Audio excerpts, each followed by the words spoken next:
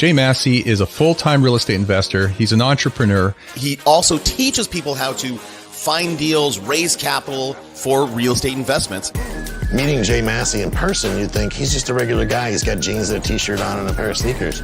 But he's built up a multi-million-dollar empire. I hope you do have an empty notebook because it's going home filled.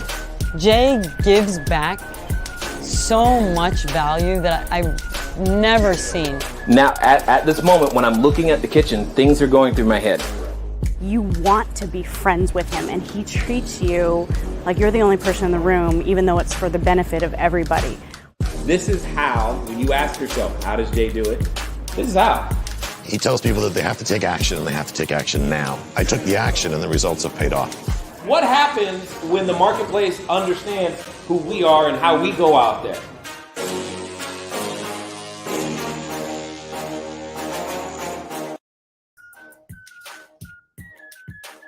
Hey guys, how are you doing? Hopefully things are going well today for you. I'm excited that you've decided not only to come back, but that you are ready. You're here early and you're just ready to go.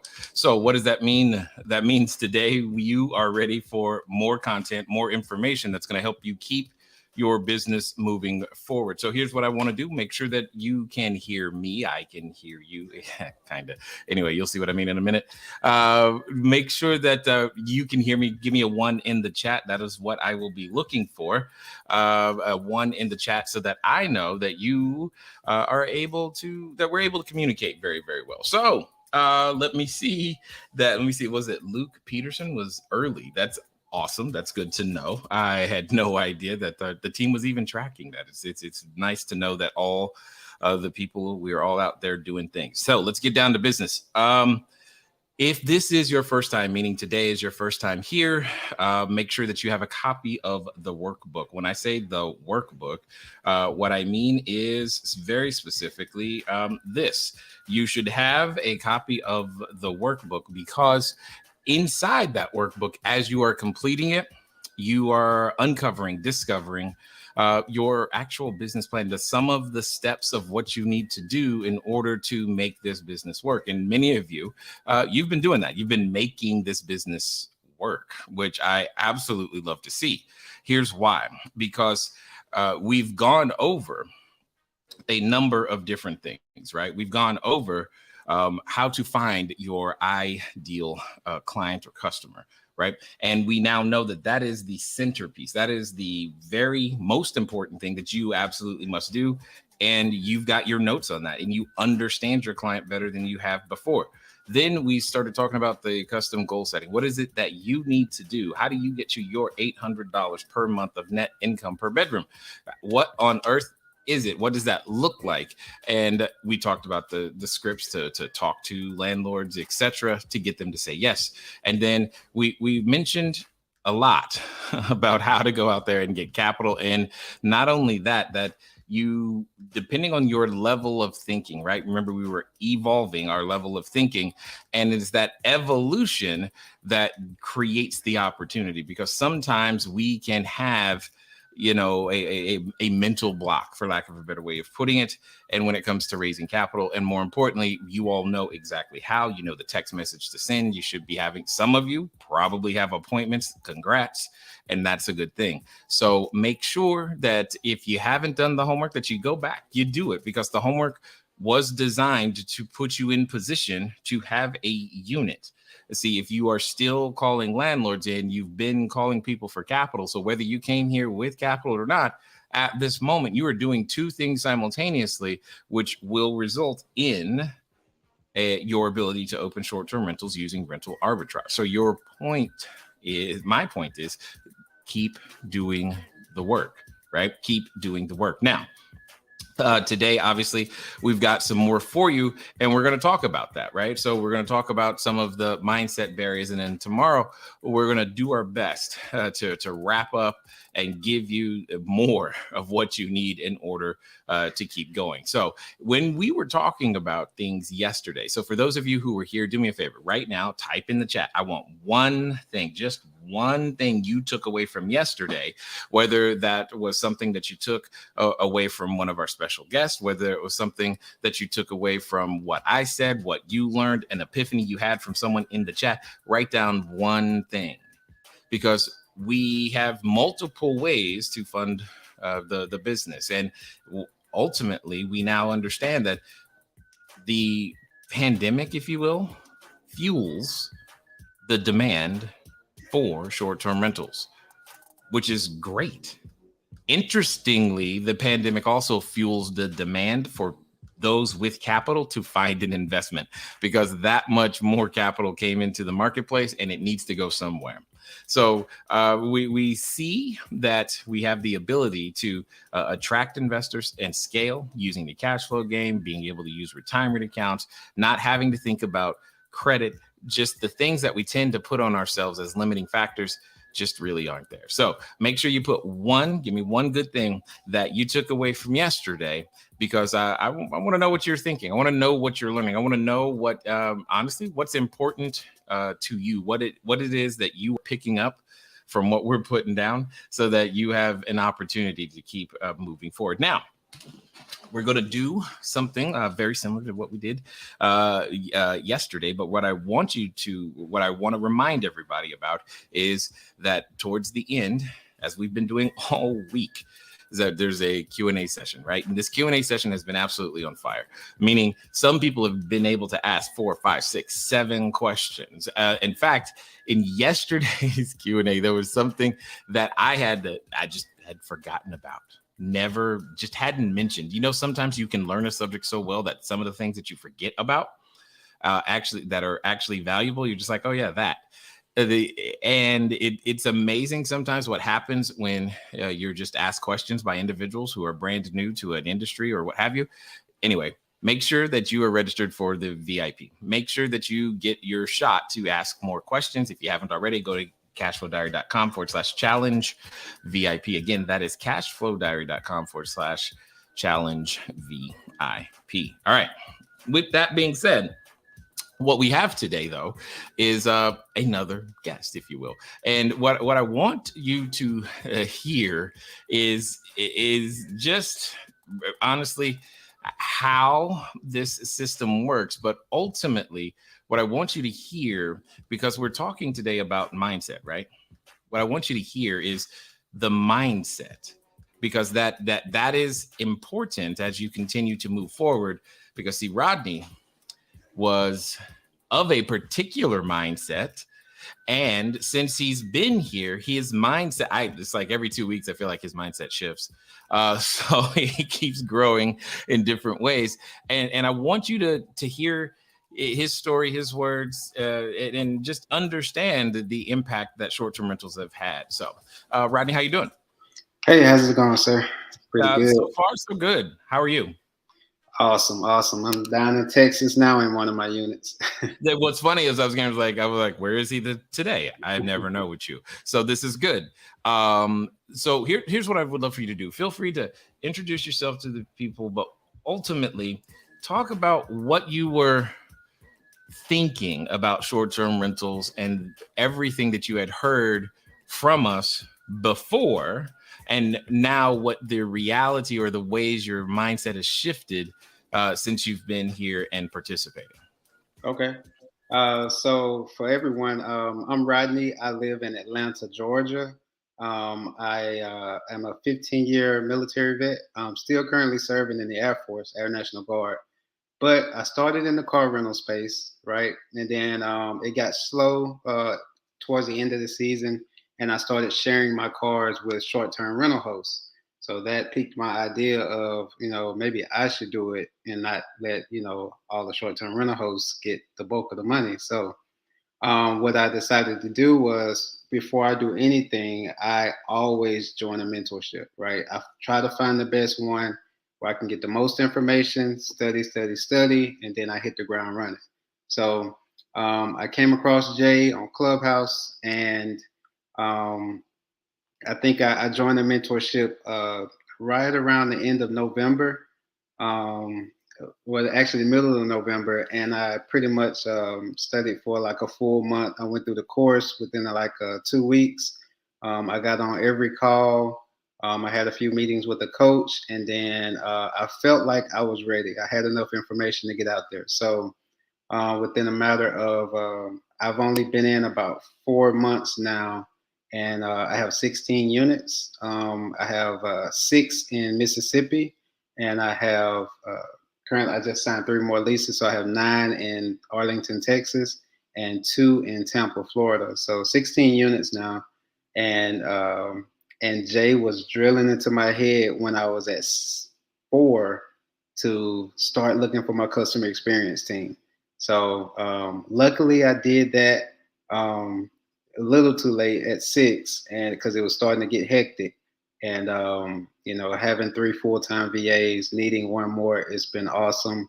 I do see this as a sustainable business, like a full-time sustainable business. But as far as my mindset, I've always been a network person. I've always been I need people that's in my same space, that's on my same mindset, that want to scale or already have a bunch of units. Like that's where the real value is, being around people that's in the short-term rental space, because the information you can get from them is gold, invaluable. We have a cash flow diary game once a week.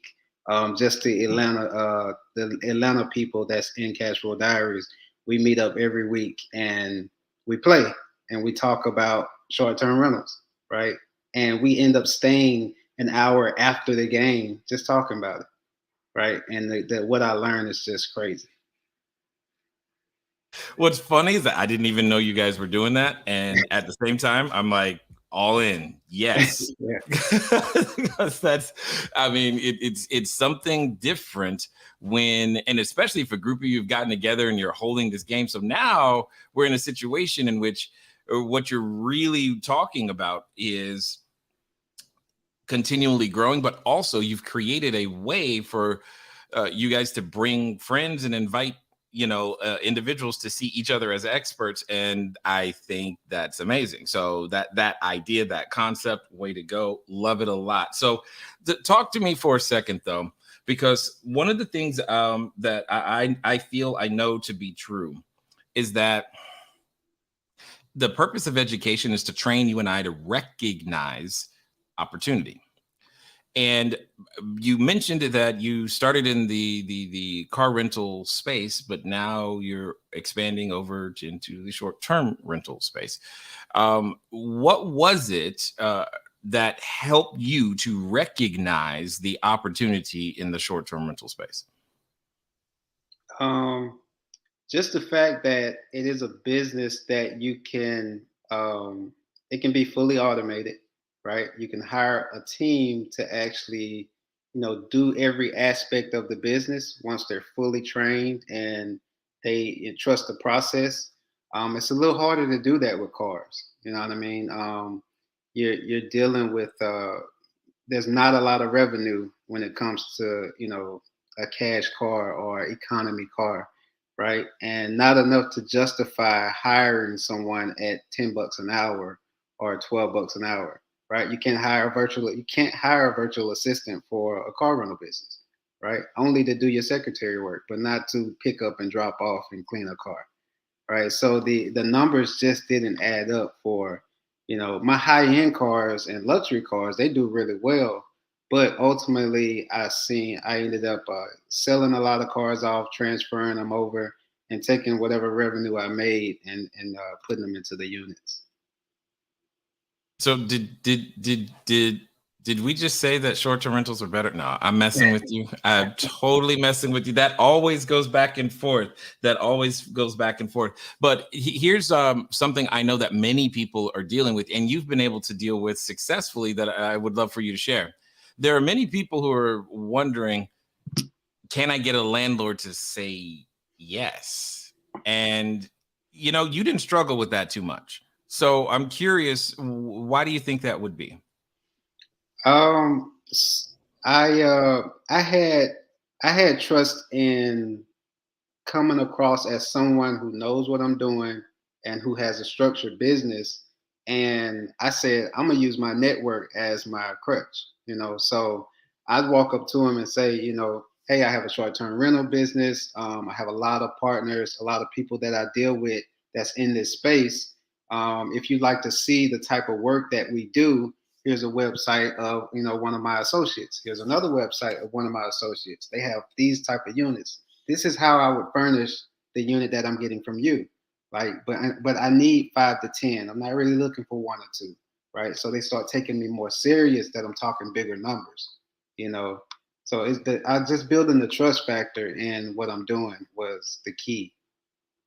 No, I like it. I like it. You literally used what you have to get what you need, so you can have what you want, and that's exactly what it comes down to. And then you've been using a unique financing strategy. Why don't you share it with the people so that they can understand that there are many more options than just retirement plans, obviously, but many more options that are out there that can help you get your business up and going. Yeah. So. Of course, well, not of course, but I had a lot of cash saved up from the businesses that I've had.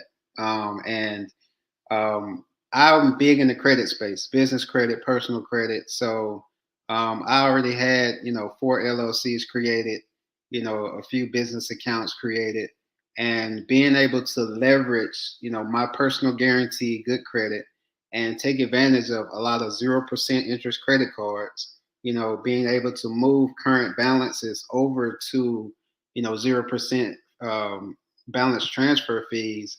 And like most of all the money, I probably spent close to $100 grand getting all these units up. I want to say about 70% of that is at a 0% interest rate. Right. And I think I'm pushing 6 figures in the first 3 months already, and right now, I was on the Profit First call today, and it's like it's all coming so fast at once. I'm like, I'm talking to the Profit First lady. She's telling me how to transfer the money between accounts, how to move it towards debt, and not only that, I believe in this business so much. I'm taking profits from my other businesses that I would normally put in my pocket and trying to get to the green. Once I get to the green, I feel like I'm gonna be rich. Yeah.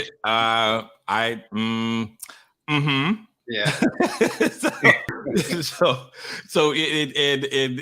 I love the excitement and the passion that I'm hearing in your voice, but you're also speaking to the change that is happening in front of you. Because when you said 6 figures, you were talking on a monthly basis. Yeah, that's the goal. 6 figures a month. And that's actually my personal net goal, right? That's what I'm trying to get to, is a personal net of 6 figures a month. It's easy for a business to gross that. Well, I wouldn't say easy, but if you have enough, you can do it. But that's funny. He's like, it's easy. I'm like, what? No, this business model, yes, but not all businesses. So can get there, and definitely can't get there as quickly as you have and as you are doing. So what would you say then is the next mindset shift that you feel that you need to make in order to get there? I have ideas, but I want to hear what your thought is. I feel like at this point, I'm not in a rush to go grab more units.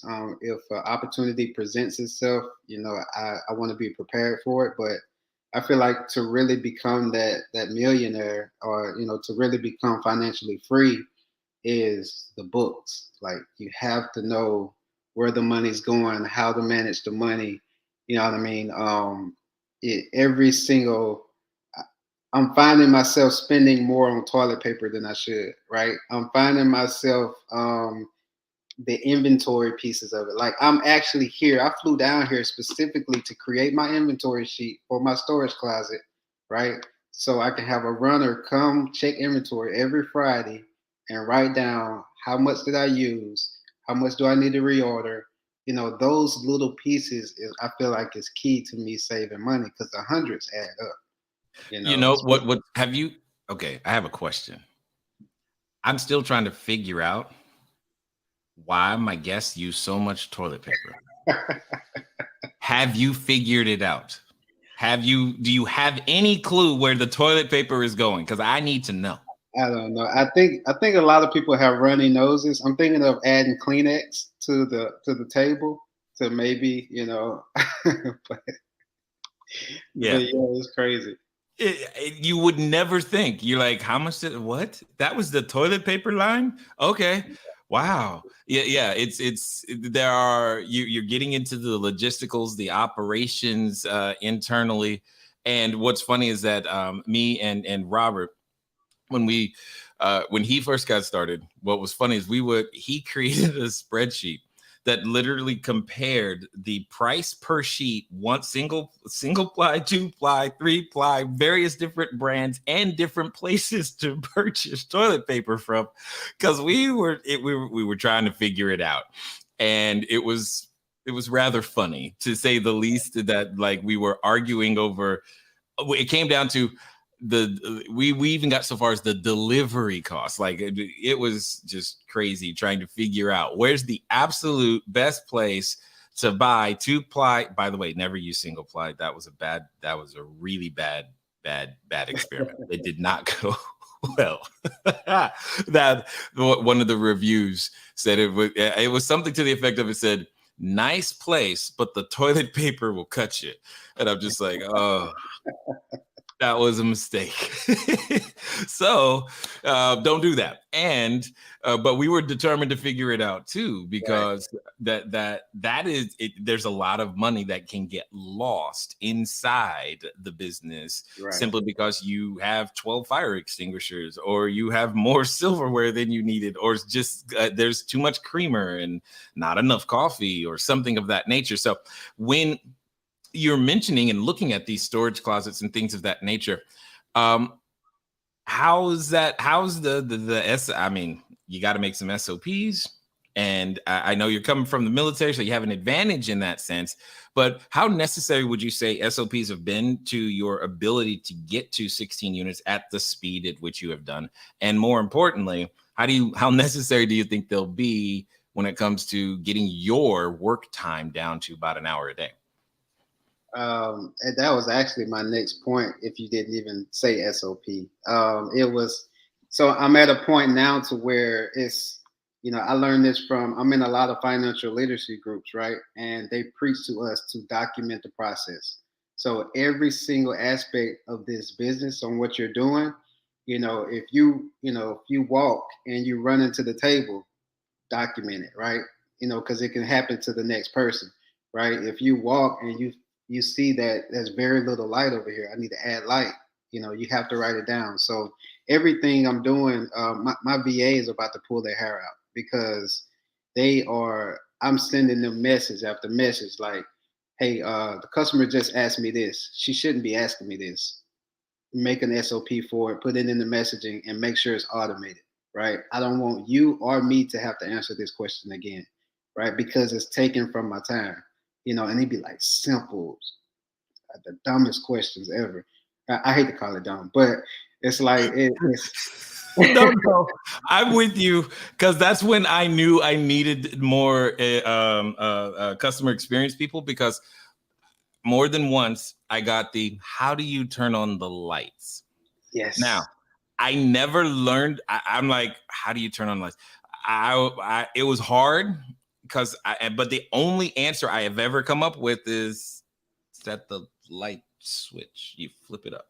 I didn't really know what else to say, because it's like I don't know how to not like be a jerk in the answering of this question, but maybe it's just flip the light switch, So but I'm with you.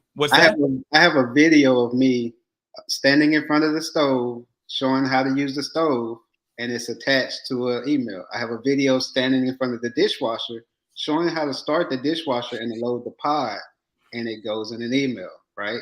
So those the thermostat. Oh, I always get the thermostat. I have a video of me standing in front of the thermostat. Press the button on the side. You press the up button. Then you press the button on the side again to pick your temperature. You go up. Yeah, it's amazing. You didn't even think you needed to have this, and now you're learning. And okay, so Rodney, shoot me straight. do you think you could have Googled the information that you've been able to get from us? No, absolutely not. Absolutely not. It goes. This is next level stuff, man. It's yeah. And do you now see why I've said most people are amateurs? And what ends up happening is they get put out of business by those who are taking their business seriously and being professional. Yep. I mean, everything is different. It's not a little bit of difference. It's a lot of bit of difference. So now that you said you were listening on Clubhouse, but now when you hear other operators on Clubhouse, can you tell, like, just by what they're saying, like, they're not, that something's up? What's that experience been like for you? It's been everybody still reaches out, and I preach to people, especially. I just know people are losing so much money, right? And it's because of, they don't keep track of inventory. They try to do it all themselves, right? Nobody puts value on their time. Me, I put so much value on my time, right? If I have to spend 13 hours a day doing this because I don't want to spend $5 an hour to pay someone, it's valuable. It's worth money. I could be doing other things, finding new properties, things like that. So same thing with pricing, you know what I mean? They think just because they heard me say Price Labs, oh, I got the key. Let me go buy Price Labs and I'm set. I'm good to go, right? Oh, I forgot. How do I know what to charge it per day? Then it's almost like it's just because you got the system, you still have to learn how to use the system, right? Absolutely. Just because you downloaded the blueprint and you went through it, that's just the first step, right? There's way more steps after that. Woo, yes, 100%. And I love the fact that what did you say? You said you just because you have the tool, that doesn't mean you know how to use the tool. Those two things are completely different, because Price Labs is an expert tool, but you've got to learn how to use it expertly. And what's interesting is that the use of the tool changes with seasons and changes with cities and changes with different property types. So how many different cities did you say you're in right now? 3 different cities. Okay. 3. And so every time you've had to go through the process of just uncovering your minimum price, max price, break evens, and a whole bunch of stuff, right? Right. What's that been like? Is it getting easier for you? No, it's getting tougher. Like I thought I learned my goal was $800 per bedroom. And I found out, sure, that's true in certain cities, but some cities, no, I need to be $1,200 per bedroom. And I'm meeting my goal, right? Because I've seen what the market does. I've adjusted to, I've researched what the numbers should be. And it just goes to show. Like when people ask me the formula, I was like, hey, it's crazy. Well, at least now you understand why I sound like I sound sometimes. It's like, oh boy, I would love to give you that, but you got to understand all this other stuff. But I also hopefully everybody else caught that, because I've consistently said $800 per month per bedroom. And I know that I'm intentionally being conservative. However, let's talk about a quick mindset shift, because when you first heard $800 per month per bedroom, you were excited. And I didn't tell you that I didn't tell you the real number, because I know that if I do, some people won't believe it. Now that you've seen it, Rodney, do you not only, I'm assuming you not only understand why that might be, but I'm curious, what would you say to the old Rodney, knowing what you know today about the numbers, about the business, about the way he looked at things, and what he might want to change, do, or improve? So to the old Rodney, there's you really have to stop and be steady with it, because once you learn how to do something and it starts coming to you a lot easier, you tend to take things that you shouldn't take, right? You tend to say yes to things that you should say no to. right? You know what I mean? There's a few units I probably shouldn't have gotten here in Texas and just held off and said, just stick with the 4 you I got. know one of them. Right, right. And I was just in the furniture store today. I got a review about the bunk beds, and it wasn't a good review. She was like, I don't understand why you have these bunk beds. They are loud, they're small. The adult couldn't sleep in it, so they had to sleep on the couch. So I was like, yeah, there you go. So I was in the store looking for a bed today, and getting ready to take those down this week and swap them out. So yeah, it's so true, man. I would go back and just not rush into a lot of things and looking at the numbers, because it's scary when you know it'll book out. You know, like I know if I get it, it's gonna book out. I'm gonna make money off of it, but will it be a headache for me? Will I have to go back and spend more money later? Right? I don't want to double work myself. Nope, you can do it right, or you can do it again. That's all you got. That's really all you got. So I'm glad that you are having the success that you are. I'm glad that you are pushing consistently forward. It feels like every time I talk to you or hear you, you're like, yeah, I just signed another lease, and I just signed another lease. I'm just like, oh, okay.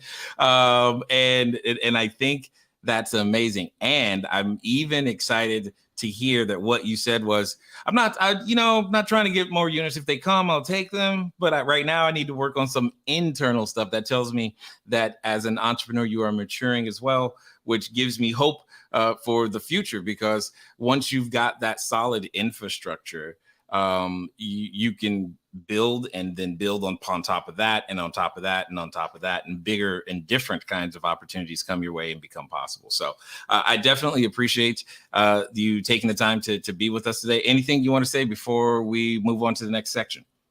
No, just if you're in here and you are contemplating like this, I just can't understand why everyone wouldn't get into this business, right?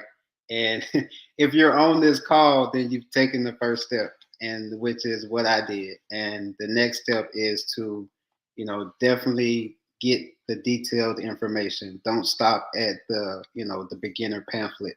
You need the second half of it, right? I love it. I spent 80 grand last year on mentorships and programs and learning how to get this mindset, right? And I made it all back. It will be worth it. I promise you. Wow! At 80 grand, you're catching up to what I spend, bro. This is good. This is good. I like it. I like it. I like it. That's good. That means you're on the way. You're on the way. I definitely appreciate it. Stay safe out there you're in Texas, if I remember correctly. And then try not to get too many more units. And I appreciate you working on those SOPs. We'll talk to you soon. All right. Yeah, have a good one. So for those of you who are here, welcome. I hope that you've enjoyed meeting some of the people who have been participating. I know we like talking to them. We like getting the updates and understandings, and you probably like hearing their history, where they're from, how fast they're having success, and what they're doing. And here's the thing to understand: not everybody gets it right or perfect. Now, perfection was never required, unless you're talking about that training system known as kindergarten through 12th grade. I did say training system because that's really what ends up happening there. You get trained to think, act, and be a certain way. And the way that you're thinking, acting, and being in that environment, is for that environment. Right now, you're talking about how to think, act, and be in a completely different world, AKA the short-term rental world. See, part of the challenge for many of us is when we're confronted with something that is different or new, it's just that we instantly, we trigger what are known as our self-limiting beliefs. Do me a favor. Go ahead. Someone type that in the chat. That's going to become a thing today. Self-limiting beliefs, or SLB. I may say either one of those. Self-limiting belief or SLB. It's those beliefs that we hold. And here's the thing. Those self-limiting beliefs, they have a purpose, right? Because what they can do is they can keep you safe. They protect you from things like your fears. They can protect you from feeling or experiencing shame. They can do that. And as a human being, we want to be safe and protected from our fears and not feel shame, right? But the same self-limiting beliefs, they often can keep one passive and leave you frustrated, and sometimes they leave you just broke or broken, because they're also preventing you from climbing into that proverbial driver's seat and taking control, period. Like you can't even see the open doors, because our brains work such that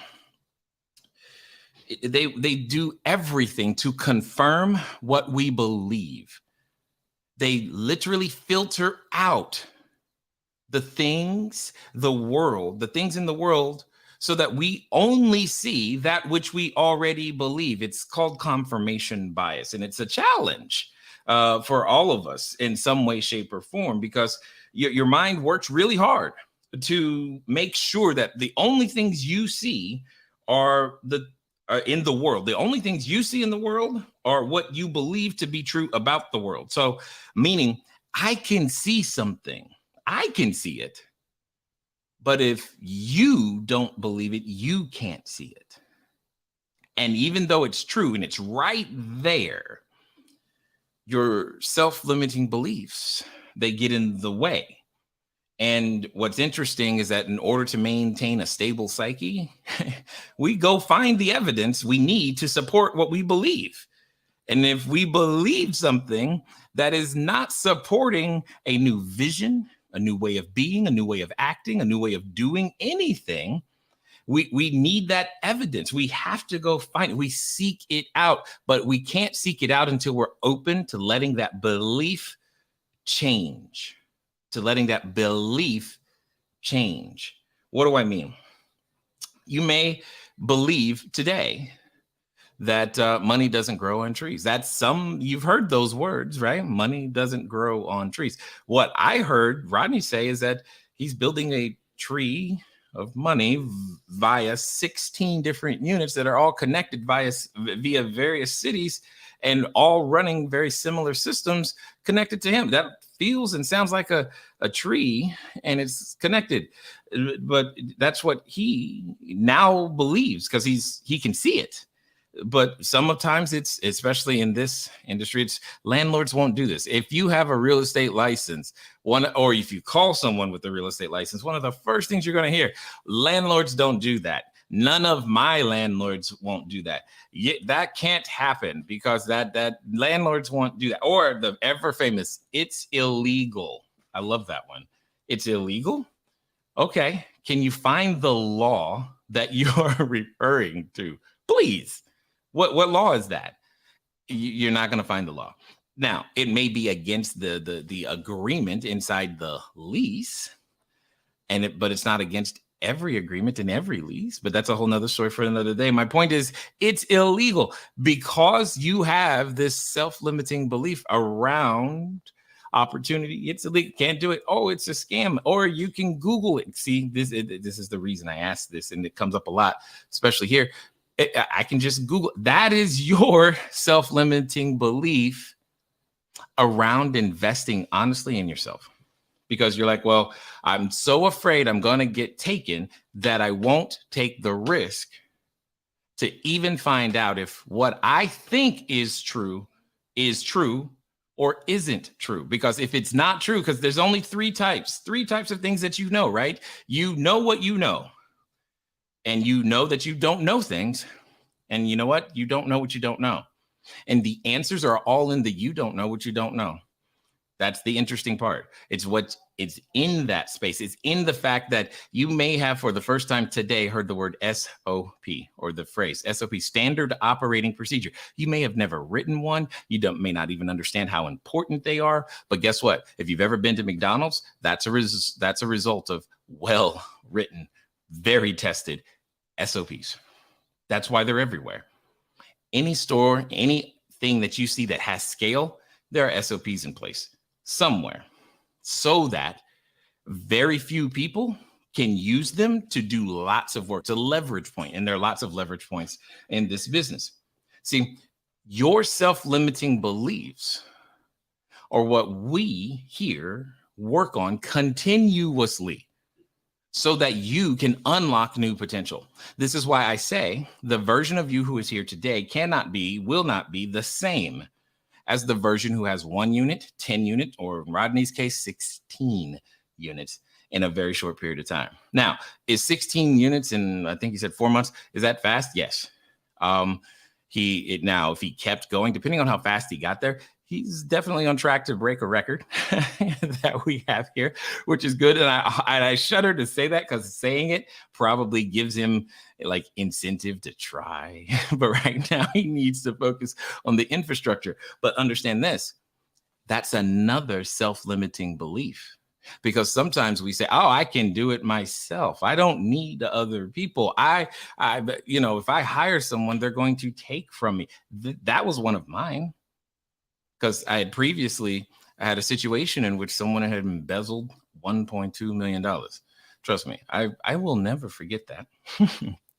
And it made me gun shy, I guess is the best word to use in this case, from wanting to try hiring actual W-2 employees. I couldn't get myself to do it.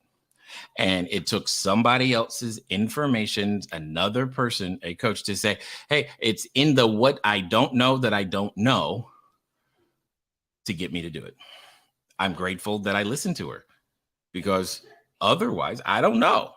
I might not be here with you. Literally, I might not be here with you right now. I might not have reached out or been there for Rodney or any of the other people. It's very possible. But because I listened, it was in what I didn't know that I didn't know, new things become possible. And that's what happens. You can go as far as you can see. When you get there, you'll be able to see further only when you become willing to attack, confront, and deal with the very self-limiting beliefs that you hold. Now, here's how you can tell when you're getting close to those self-limiting beliefs. You can find them because your anxiety goes through the roof. That's what happens. Your anxiety goes up and that little voice in the back of your head goes, what are you doing? I heard that was illegal, says the newspaper. And you go, it's not going to work. Oh, there's a coronavirus. My business is going to die. All of these things, what you believe, this is too good to be. Okay, here we go again. Self-limiting beliefs. When that anxiety goes up, you're likely triggering a self-limiting belief. And it is not until you act on those things. Action is what it takes. You have to do something actively in the face of feeling that fear, that anxiety, that then you can begin to take those things off the table one by one and again over time. That's how this whole thing works. That's how this whole personal growth thing works. Now you're wondering, Jay, why are you spending all of this time on these self-limiting beliefs? Well, there's a number of reasons. In a moment, we're going to introduce you to what it is that we have as a potential next step for most of you. And I want you to understand it's going to trigger your self-limiting beliefs. But I also want to talk about one of the big self-limiting beliefs that are out there. And it has to do with all of these ordinances around short-term rentals. See, how you view ordinances and the establishment of a marketplace change. It's everything. Because see, the newspapers have an objective. The television news stations have an objective. Their objective is not to give you data. Their objective is to give you information because they have advertisers who are paying for your eyeballs, which means they must come up with a way to present boring data that gets you to watch it. Meaning, if the city council creates an ordinance, the newspaper says Airbnb banned, Airbnb restricted. And I hear this from you guys all the time. Well, what about the restrictions? And my instinct is to say, what about them?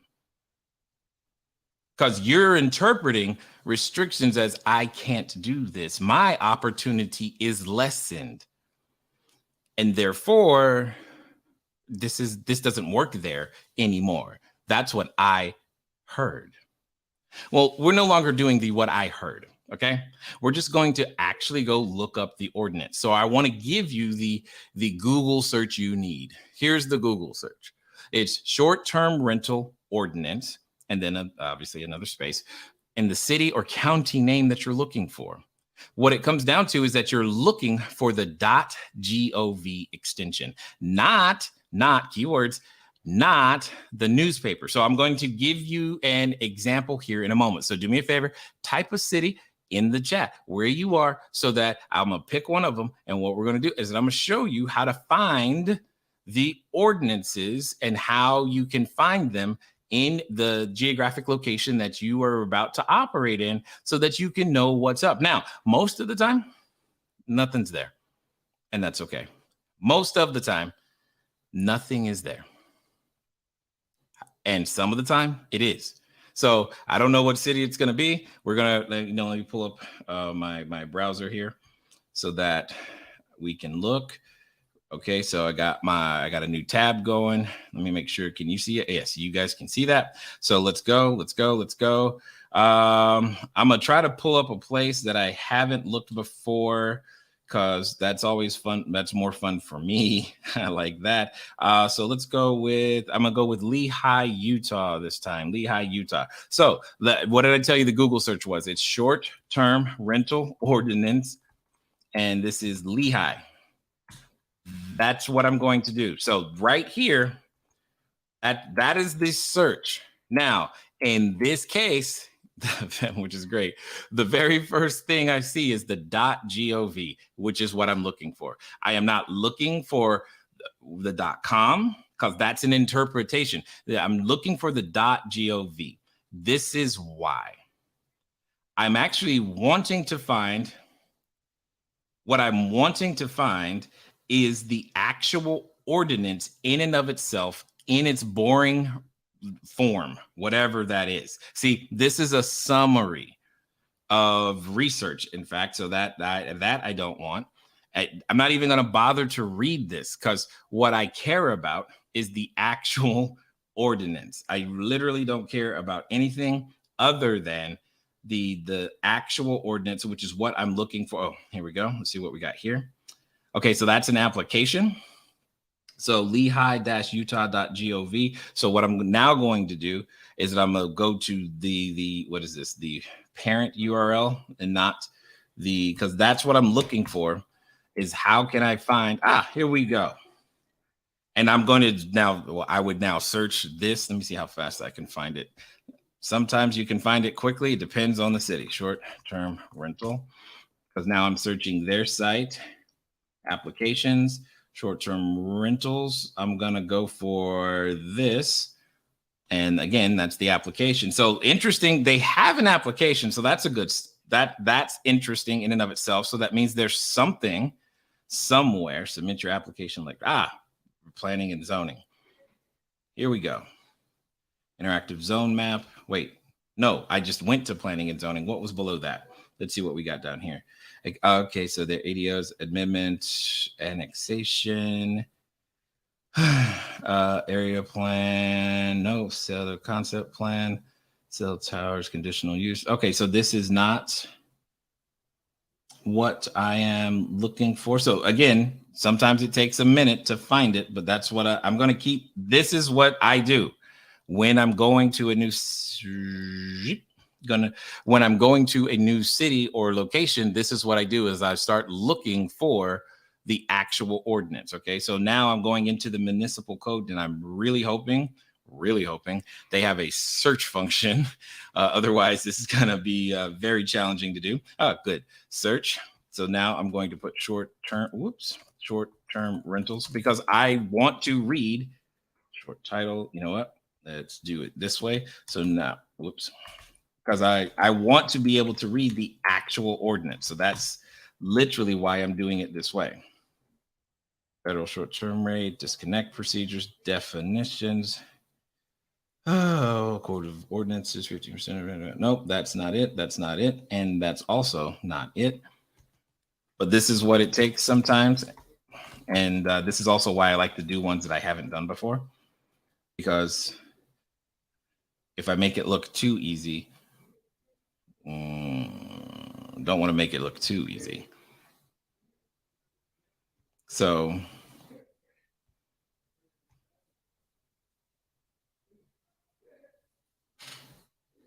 but yes, I was looking through the municipal code, and what's interesting is that it's I can't find it.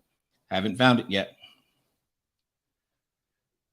Let me go back over here. But this is literally what I have to do. So Lehigh, I'm a Utah short-term rental ordinance. Let me see. No, that's the app. It is short-term. What? Oh, hold on. Got it. County. So what county is Lehigh, Utah? Utah, kind of? Really? Okay. Short-term rental ordinance in Utah County. And here we go. So just understand that this is what I was looking for. This is what you saw, what it takes sometimes to find it. But now that I've found it, I'm like, okay, then I'm going to read the entire ordinance. I know. And what it comes down to is that you have to, if you're going to do this business, so that you know. Now, most of the time, so in this case, all I'm going to do really quickly is I want to highlight one very important thing, okay? I want to highlight one very important thing is this. Most of the time, the answer to your question is inside the definitions of the actual ordinance. So many people come to me and say, well, I heard you can't do it in Lehigh, or I heard you can't do it in here, or that I heard you can't do this. I heard this. And I know that you can't do this. And I'm just like, I shake my head every time. And a lot of the times it's the realtors, it's the property managers. I know what they know what you can't do. And because they have a license, you believe them. So here's the challenge. You still got to go look up the ordinance. So short-term rental means a residential unit. So please hear what they are defining, because it's inside the definition. Short-term rental means a residential unit or any portion of a residential unit that the owner of record or the leasee of the residential unit offers for occupancy for fewer than 30 consecutive days. So it's in the definition. In Utah County, what a short-term rental is and means has to do with it being a residential unit that the owner of record or leasee, meaning you, in this case, especially if it's the leasee, you offering for occupancy fewer than 30 consecutive days. So what number is fewer than 30 consecutive days? 29. So if it is for 30 days or longer, by definition, is it a short-term rental? The answer is no. What if it's not a residential unit? Notice I was stressing residential unit. And interestingly, it actually defines residential unit right above it, because a residential unit means a residential structure. This is even better. A residential structure or any portion of a residential structure that is occupied as a residence. What about vacant land in a tent? Are you listening? Do you hear the difference? What about a yurt? I'm just reading the ordinance as it is here. Okay. So at the end of the day, that's all I'm saying. All I'm saying. All right. Now, what it comes down to is you can, where we go. What it comes down to is that you can and you have the ability to read. It's not read. No, sorry, I didn't mean read. Because you can read, obviously, you have the ability to put this code, if you will, into action. So now that you understand the ordinance, here's the difference. The difference is simple. The ordinance tells you here's how, here's where, here's when you can do this. See, by definition, a short-term rental requires certain things in order to be a short-term rental. Otherwise, it doesn't even fit the definition. So if I wanted to serve medical travelers who are coming to the area, they are often on 13-week contracts. What does that mean? Is that more or less than 30 days? More. Got it. It's not a short-term rental according to the ordinance in Lehigh, Utah. Please hear what I am saying. So when you say or run into people who are saying you can't do that, no, you can't do that because they don't know what you now know. They don't know how to look for or what to look for when it comes to the ordinance. This is why I say the Google search is short-term rental ordinance space, the city or the county. As you just saw, total fail when I was looking for the city. I had to go find the actual ordinance at the county level in order to understand what they're doing over here, which is, again, one of the reasons why I like to do it with, this is one of the reasons I like to do it with locations I've not done before. So that way you can experience and see exactly how it goes. So this is what I'm talking about. Short-term rentals are massive. The opportunity is huge because when you say like, well, what other customers are there, Jay? Well, there are tons because see, there's government contracts for short-term rentals. Those are very profitable, very nice. There's also insurance companies who are looking to house their insureds so that when the house floods, they have a place to stay. There's FEMA. Right? Every time you see FEMA, like, you know, when you're seeing the tornadoes and the floods and the mudslides and the earthquakes and the FEMA comes out, they're paying for people to stay somewhere. Understand, of the Olympics, you know what happens? People come from a lot of places, but the people who work the Olympics need a place to stay. Same thing with theaters. We've been able to house some people who the show Hamilton, right? Well, what it comes down to is that the performers need a place to stay. And those are all longer. I could keep going with more and more examples of the extended stay model. All I'm trying to say is your opportunity isn't lessened by an ordinance. It's organized by an ordinance. It's no different than if today was the first day cars existed and today was the first day cars existed, but you realize there were no lines on the road at the beginning. No one knew to put lines on the road. Why? There were no cars. Then the cars came, and then there were lines. And the cars came first before the lines.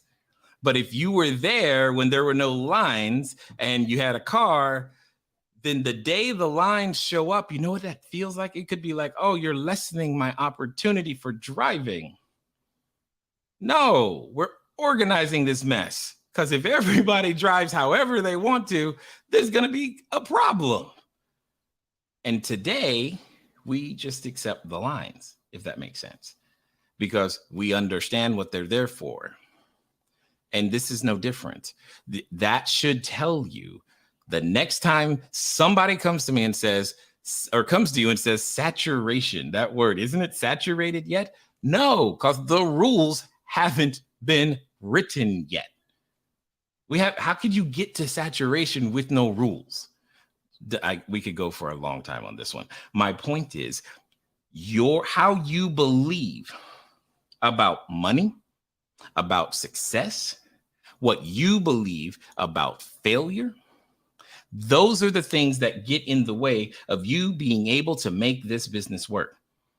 Because the information of what to do and how to do it, it's here, totally, 100%. Hopefully that makes sense, right? Oh, man. At the end of the day, what I want to say to you guys is that I get excited about short-term rentals because when you recognize and are willing to confront those self-limiting beliefs, the world opens up. The world becomes bigger and better. This is why you must practice, drill, and rehearse the scripts that we have given you. That's what you got to do. Practice, drill, rehearse, so that your belief changes. Well, I don't believe anyone's going to give me money. You're right. Do you understand? Because you believe that, it's not going to happen. And the world, your brain, fights to prove what you believe to be true. It won't let you see the other things. And this is how you can tell you're suffering from a self-limiting belief. Because I challenged you to text. It's a simple text message. You've gotten spam text before, but I just said text. I didn't say call. I said text. I gave you the words to text so that you could get access to capital. And some of you who actually need access to capital, you know what you did not do? You did not text. You won't even risk texting because you're like, that's not going to work. Oh, well, I already know what's going to happen. You do? Did you do it? You don't know. Well, I know they don't have any money. Self-limiting beliefs. This is the thing that's in the way. Like majorly. You believe Airbnb is the only place you can get your customer. And yet, I'm telling you, it's not. But you believe, so therefore that's all you can see. And this is why you must be willing to confront the things that you believe to be true. See, we go through this all the time as humans. We evolve these beliefs over time, and that those beliefs lead to the actions that we take, and those actions, that's what gets us the results. See, your belief around failure determines how many phone calls you made today. If you think of failure as an opportunity to learn or begin again, get better, you probably made a lot of phone calls. If you do not have an emotional attachment to outcome, you made a lot of phone calls, and therefore you experienced a lot of things and gained some wisdom and had some success. If you believe, it's not going to work, or if you believe people are going to yell at me, you didn't make any phone calls. If you believe I have to have a REIT, big shiny building, then that's what you called. If you understand, these self-limiting beliefs can create and make it harder. I can't see where the opportunity is because I am so certain of what I already believe to be true, and I'm going to do everything I can to confirm that what I believe to be true. Remember when I said you can't learn and look good at the same time? That's kind of what I'm talking about. But also, as you heard Rodney mention, you can't get it all at once in just 5 days, but we have given you more, and we got more for tomorrow for sure. We have given you a ton to make sure that you can make it. But one of the things that we do is we have multiple levels of instruction, lots of do it yourself. Some people want it done. You want to do it with us and our team, and other people just want to take it to the moon and have us do it for you, which is fine. But what we're talking about is you taking small incremental steps with your belief. Because see, Rodney mentioned the second part. This is the beginning. The mastermind is what we call the beginning of the second part.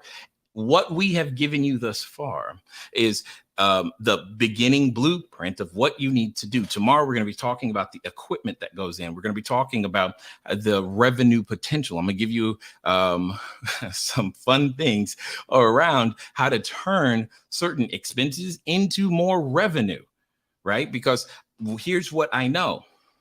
If you have done the homework every day, you probably already have an appointment for tomorrow, definitely for Saturday. If you haven't, you need today to go back and do the homework from the previous 3 days. And most importantly, keep it going so that tomorrow you are in position to receive what we're going to pour into you next. It's going to take it to higher levels of revenue, because it's just what happens when you follow the steps. And inside the mastermind, like I said, we have additional information. Some of that information specifically, you may have heard me mention the investor identity interview, right? When you're talking about raising capital. Well, we have a course called Income Infusion, which is literally a module just on how to have that conversation. The negotiation tactics that you want to use on the phone and in person, how and why they work. Cashflow Foundations is a course that literally gives you because how do you set up your calendar, your schedule? How do you become self-employed? It's a different way of being, and there are self-limiting beliefs. Here's one of them. You have to work 8 hours a day. You don't. You could get a lot done in 2 if you have the right systems and structures in place. Now, if you work only 2 hours a day, but you get everything you need to get done for that day, you get to go play, right? Which is another self-limiting belief, because many entrepreneurs think, I got to work 16 hours a day now. Well, what if you could get it done in 2 and then give yourself permission to keep moving forward and doing some other things? Before I digress, all I'm saying is that there's a lot that has to be unlearned that can put you in the position so that you can be very similar to Rodney. You heard a lot about SOPs today, being able to have access to some of the downloadable resources, like what Rodney was talking about with his supply closet and the inventory and more and more. We recently re-recorded the Mastermind too. So again, updated information since the last time we recorded. We always update these things over and over again, but you probably heard Rodney mention about the network and the number of people. We have a lot of operators. They're the best ones on the planet, who are out there in your local areas right now receiving very significant income. So what does that mean? What does that look like? Well, we're doing something unique this time around. You have the option of paying 7 payments of $9.97, or you have the option of paying in full for $49.97, and that's yours. It's one time, that's it. Once it's done, it's done. Let me tell you why you want to do 2 things. You want to be one of the first 15, and you also, hear me clearly, you want to be one of the first 15 that also pay in full. Here's why. Because those who begin and get started with us, guess what? You're going to get an additional 45. So imagine the fact that I've trained lots of people, but we have some special that we have designated as coaches who have the ability, like a Rodney, like, well, there's many. I was thinking of some of the other names we haven't introduced you to yet, but like a Rodney, being able to sit down with them and have them give you a game plan for the next 90 days. Like literally the next 90 days, your 90-day game plan with your coach in a 45-minute session. That's what we're talking about, with a real person who can ingest the beginning information that you've already done and make that happen. For those who are paying in full, that is an additional bonus. If you're the first 15, you have the ability to get an additional 45-minute session. Now, for those of you who are paying in full as well, not only do you get you get an additional session with me. Hopefully you heard that. Now, typically, so that you know, I typically charge around $67 per minute. And that was not a typo. And I've done some evaluation that actual price has to go up soon in order to keep up with the amount of value that we've been creating on a per hour basis. So it's $67 per minute is normal. However, for those who are not only getting started, but paying in full in that first 15, guess what? You're going to get an additional session with me. Now, it's going to be after you've done your 90-day plan. I don't want to be doing a whole bunch of 90-day plans. That is not the highest and best use of the things that I can add to your business. So I want you'll have your time with your coach for the 45 minutes, and then you'll have a time with me. The reason we're doing this is because, like I said, we have 3 levels.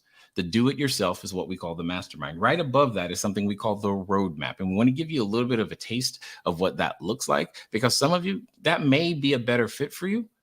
And if it is, then great. Your job is to start here at the mastermind now, and then once you've had those 2 coaching sessions, you'll be in a better position to go, okay, yeah, I think I need a whole lot more of that, or not, your choice. Because at the roadmap, things get really crazy and you get a lot more of me, especially in our group sessions, and we can do so much more, much faster. So I just want to make sure that you understand that those things are available. So how do you take advantage of this? And then we'll talk about tomorrow as well. What you need to do is you can go over to cashflowdiary.com/mastermind. Again, cashflowdiary.com/mastermind, right? That if you go there, what you'll be able to do, oops, I didn't want to do that. So when you go there, you'll be able to choose the $9.97 or the $49.97. Again, if you're paying in full, you're going to get an additional session with me. And if you're part of the first 15, you definitely get an additional session with one of our coaches. So that's 2 45-minute sessions for those paying in full, 1 for those who are just getting started and part of the first 15. So good job there for those of you who are doing that. Now, as we have done all week, we're going to go to the VIPs. We're going to get some more questions answered, because I know there'll be questions about ordinances and deal structure and things of that nature around some of the self-limiting beliefs about what you think is possible for you. We're going to only just tell you what we've seen and what we know to be possible and what's true, and that we can help you make more probable as well. So if you haven't already joined for any of our VIP sessions, it's not too late. Feel free to go to cashflowdiary.com/challenge VIP. Quickly upgrade. We'll get you the link. We are starting at the half hour. And you can be there. It'll be two-way conversation. Moran will be moderating. You guys were very nice to her yesterday, so let's make sure that we get there early and raise our hands, ask our questions, and keep moving forward. So if you've got some questions around, hey, Jay, I sent out those text messages. This is what happened. What do I do next? Very good time to ask that question. You're like, hey, I went and talked to a landlord. This is what happened. Or I got a lease, because this has happened before by this time. I got someone to say yes, and I have a lease. And what do I do next? Perfect time. Or I signed a lease. What do I do next?